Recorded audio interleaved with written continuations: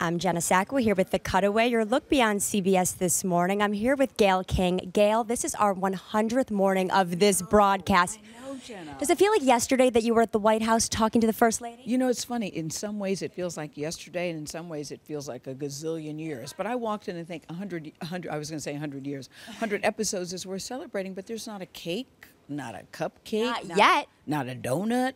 Oh, do you hear something's coming later? There might be. I'm not going to give that away. Okay. I want to ask you, what has been the most memorable? You were in L.A. when Whitney Houston passed away.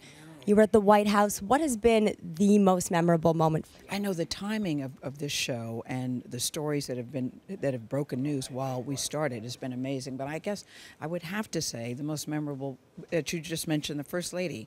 We had First Lady Michelle Obama our debut week. At the same time, this book was breaking about the Obamas, and she, to her credit, did not cancel. And I kept thinking she's going to cancel, and she didn't. Not only did she not cancel, we're whispering because Erica's on there at the same time. That's why we're whispering.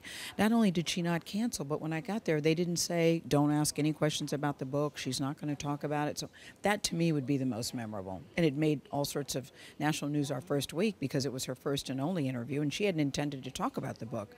But it broke that day. It broke that week. One thing I always say about you is you have such an insatiable curiosity. You're always asking 100 questions, even before we're on air, after we're on air.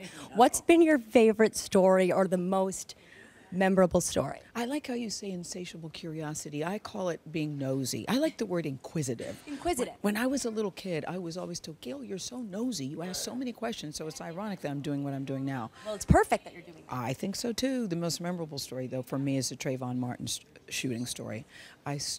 My heart sinks every time I think about it. Every time we see a new development about it, the story, of course, is still unfolding. It's now heading to the legal system, but that, to me, is the most memorable. It's a story we will keep covering.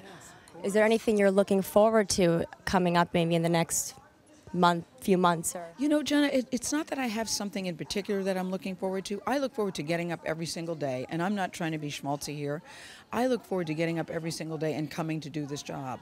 I really do. When I walk in the building and all that CBS represents, I feel so honored and privileged to be a part of the team.